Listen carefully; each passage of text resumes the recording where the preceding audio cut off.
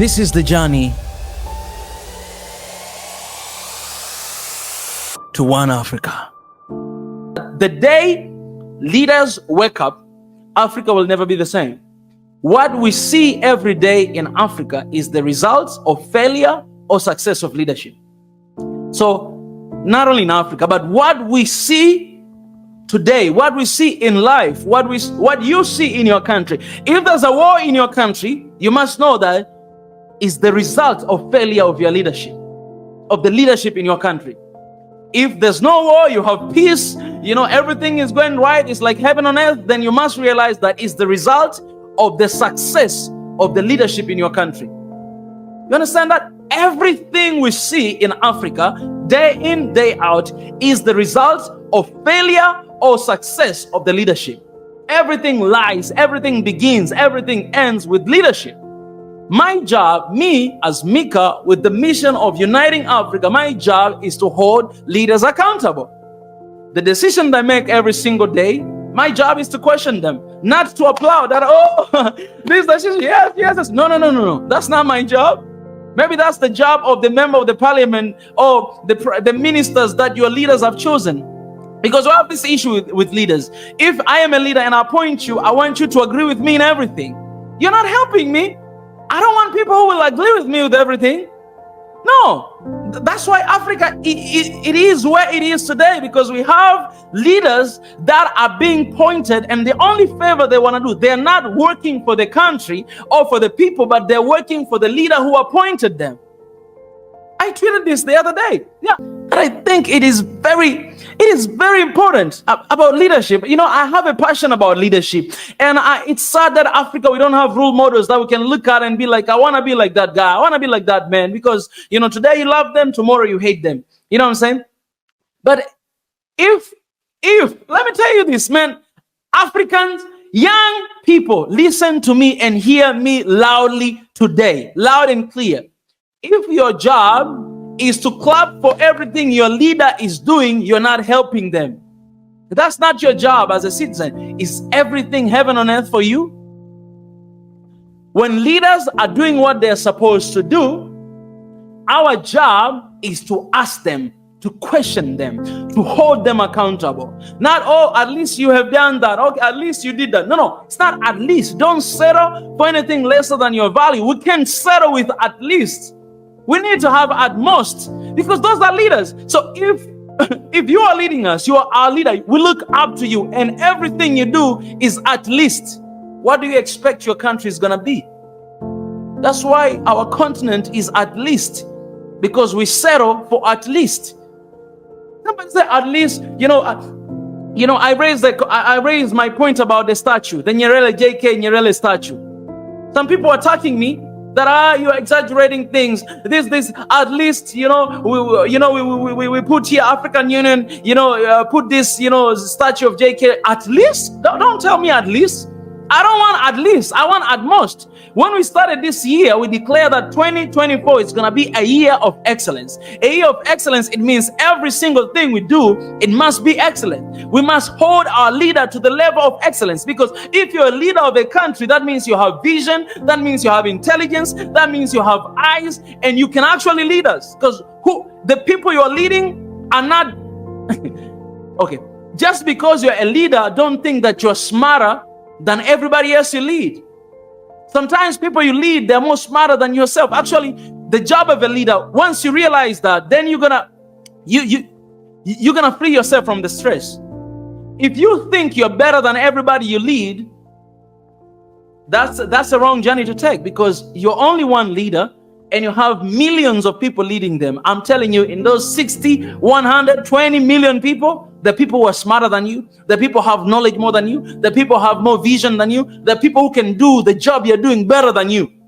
So the job of a leader is to actually work for the country, and not to work for the leaders who appointed them, not to work for the elites who provided money to them, not to work for the sponsors from the outside, from the west, from the east. That's not a job of a leader. As a leader, your job is to work for your people. What does your people want? What does your country want? How will you know that this is what my country wants? You look at the people.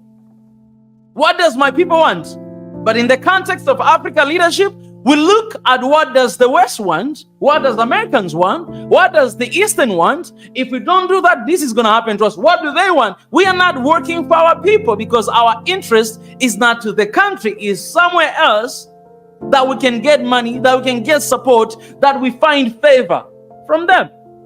And so we don't work for the interests of the people. That's why people are panicking. That's why African right now, everywhere there's a coup d'etat. Why? Because Africans are tired. Young generation are tired. So if you're young generation, if you're watching me right now, obviously you're young and you have mindset and you have uncolonized mentality. How can you afford to sit down and to clap for your leader? For what did they do to deserve that? I don't see that. And I think we settle for less for a long time, that we even forgot that there's something called excellence. We even forgot that there's something called at most and not at least. As a leader. Do you understand the meaning of leader? A leader means you're leading people. And if you're leading us at least, then the entire country is going to be at least. That's the reason. When you see poverty in Africa, not because Africa is not rich. Congo, the wealth in Congo is more than $2 trillion. That is the economy of US and Europe combined. That's the worth of just one country, Congo. Hear me out. The wealth of one country, Congo, is over $2 trillion. Approximation. That is approximation, guys. $2 trillion. That is the economy of United States and whole Europe combined. That is the wealth of single country in Africa, Congo. How many countries do we have in Africa? 54 countries. I did not tell you the wealth of Tanzania, South Africa, Kenya, Somalia, Ethiopia. I did not tell you the wealth of Zimbabwe, Ghana, Nigeria. I did not tell you that. Imagine the wealth of the entire continent. Let me tell you this. Africa is not only superpower. Africa is the true meaning of power. But what kept us where we are today? Why are we here? Why are we down? Why are we poor? Why are we living in a life that, man, everybody's looking down on us? People that are supposed to be scared of Africans.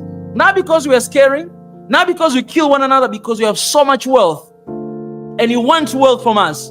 Therefore, you're going to treat us with respect. You're going to treat us with honor and dignity for what we have. But you have people like Eric Prince who stand there and say, we must recolonize Africa again because these guys are not doing a thing. Why? You have a little man like that. He's not even a leader. You have somebody like that speaking about the entire continent of Africa, all the IQs in Africa, you and me. If you are not getting mad and angry of your government or the leaders that you have chosen them to lead you, then you have a problem. You have a problem. I am not the one with the problem. You have a problem if you're not getting mad. I can't allow Eric Prince to sit there and to be like, we must recolonize these guys again.